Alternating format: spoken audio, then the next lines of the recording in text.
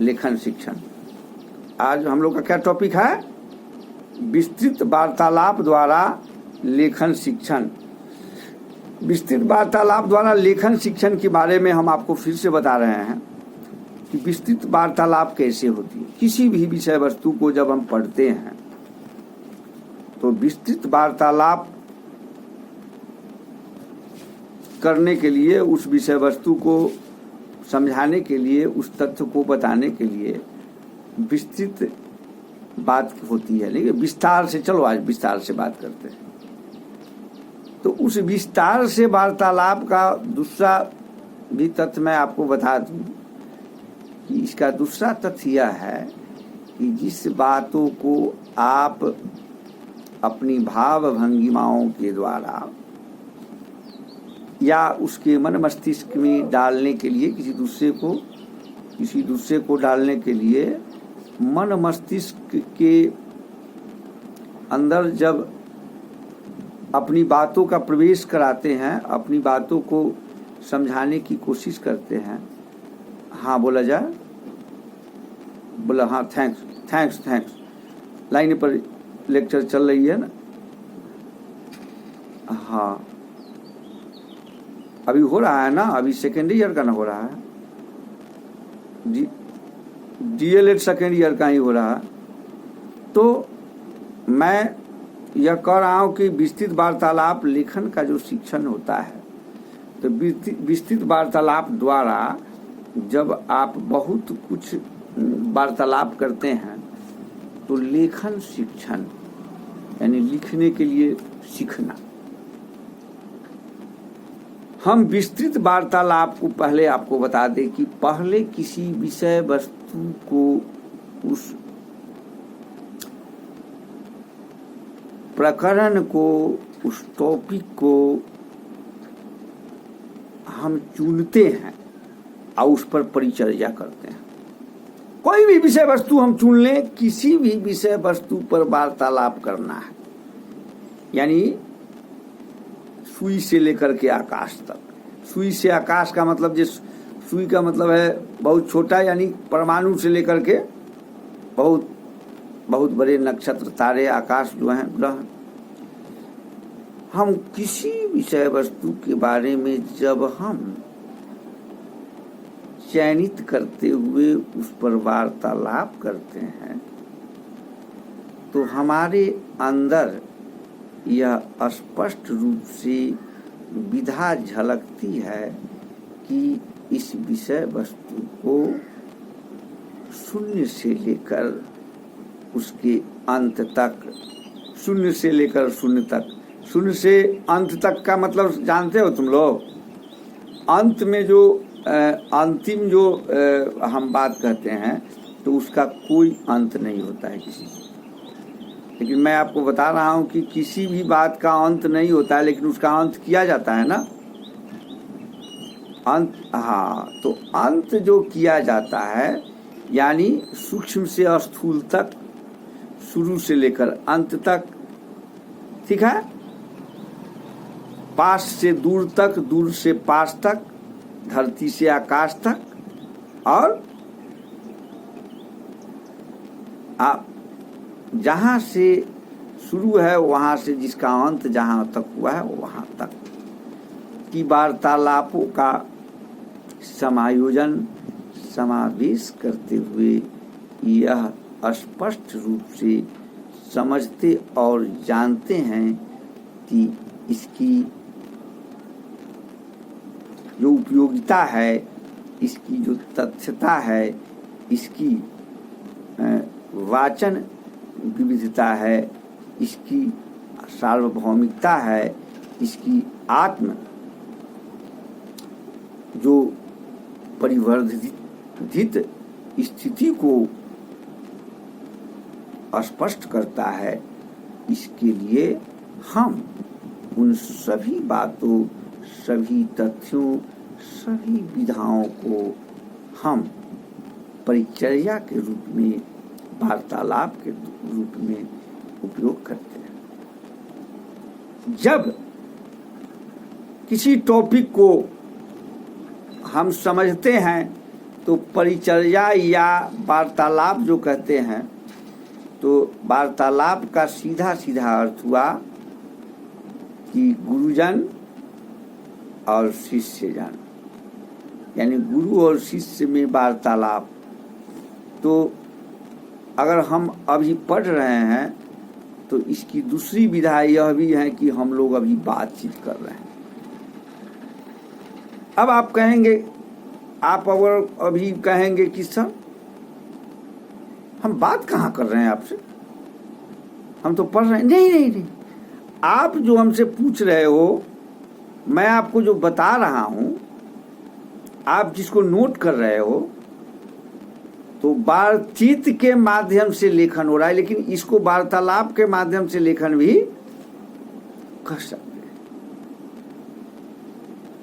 हम जिस बातों को, जिस तथ्यों को, जिन गूढ़ विषयों को, विषय परक स्थिति को आपके मन मस्तिष्क में डाल रहे हैं, समझा रहे हैं, और आपने जो समझने की कोशिश कर रहे हैं, उसका सीधा सीधा अर्थ, सीधा सीधा लाभ आप उसको लिखित रूप में अपने पाठ्य पुस्तकों को, पाठ्य वस्तुओं को समायोजित करने के बाद लाभान्वित हो सकते हैं, लाभ ले सकते हैं।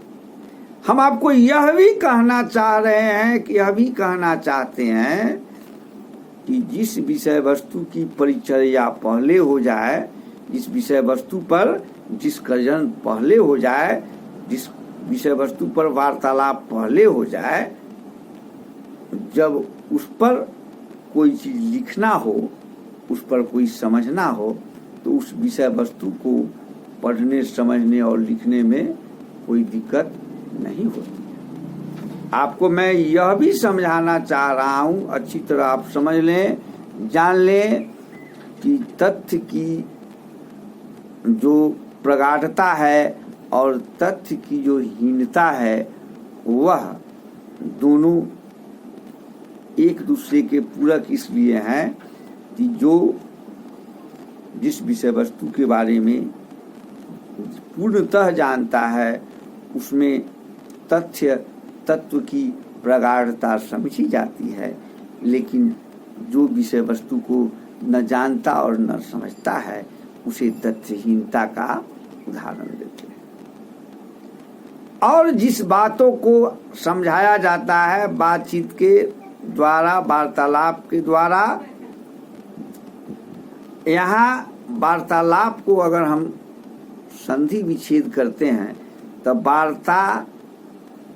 बात जोड़ अलाप, वार्ता जोड़ अलाप। ये वार्ता और अलाप क्या है भाई? वार्तालाप मतलब समझ रहे हो ना, यानी आप एक दूसरे के द्वारा पहला बोला, फिर दूसरा बोला, फिर तीसरा बोला, यानी एक बात जब बोल रहा है तो दूसरा उसको श्रवण कर रहा है, फिर दूसरा बोल रहा है तो तीसरा श्रवण कर रहा है, फिर तीसरा बोल रहा है तो पहला श्रवण कर रहा है, यानी एक दूसरे से जो सुन रहा है वही बातचीत हुआ। तो हम जिस बात को सुनते हैं, हम जिस बात को बोलते हैं, हम जिस बात का गुणबोधन करते हैं, अनुमोदन करते हैं, तथा जिस बात को हम अच्छी तरह समझते और समझाते हैं, वैसी स्थिति में, वैसी परिस्थिति में हम यह पूर्णतः बता और समझा सकते हैं कि हमने जिस स्थिति को, जिस परिस्थिति को, जिस विधाओं को पढ़ा और समझा है, उसे फिर से हम समझा सकते हैं। अभी आपको समझ में आ रहा है ना? डीएलएड सेकेंड ईयर का क्लास चल रहा है, समझ रहे हैं ना आप लोग? फर्स्ट ईयर भी है क्या? चलो ठीक है। तो हम इस बात को, इस तथ्य युक्त परिवेश को समझकर हम समझा सकते हैं और बता सकते हैं कि यह बात, यह तथ्य किस मतलब से, और संवाद जो यष्टि है, संवाद दर्शन है, संवाद दर्शन का संवाद यष्टि जो है वह एक ऐसी विधा है कि केवल संवाद के माध्यम से हम उन सभी बातों का, सभी परिकल्पनाओं का दर्शन करते हैं। संवाद यष्टि, संवाद यष्टि आप लोग लिखिए, जिसका है कि संवाद के द्वारा दर्शन, देखना, केवल बातचीत के द्वारा। संवाद यष्टि शब्द है एक, उसको हम कहें, आप लोग नोट कर लो। तो संवाद के द्वारा जिसको हम दर्शन कर लें, बातचीत के द्वारा दर्शन कर लें, तो उस संवाद यष्टि का जो महत्व है वह लिखित रूप में अत्यंत प्रसिद्धि प्राप्त करता है। मैं आपको फिर बता दूं, अगर हम किसी चीज को बोलते हैं, आप परीक्षा में प्रश्न को देखते हुइएगा तो उसमें लगता होगा कि सचित्र वर्णन करें, लिखा रहता है कि इसका सचित्र वर्णन करें। अरे सचित्र वर्णन का सीधा मतलब यह है कि चित्र सहित वर्णन करें। कहीं कहीं लिखना होता है चित्र चित्रित करें, इसका सीधा सीधा मतलब है कि चित्र बना करके उसका वर्णन करें, सचित्र वर्णन करे हो गया। अब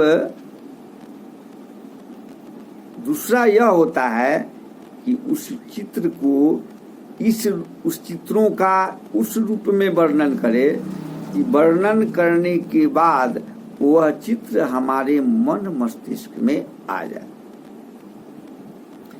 यहाँ चित्र चित्रित करें तो इसका सीधा अर्थ होगा कि चित्र बनाना है, लेकिन सचित्र वर्णन का दो विधा होता है, एक चित्र बनाकर वर्णन करना है और दूसरा उसको इस प्रकार वर्णन करना है कि वह चित्र आपके मन मस्तिष्क में आ जाए।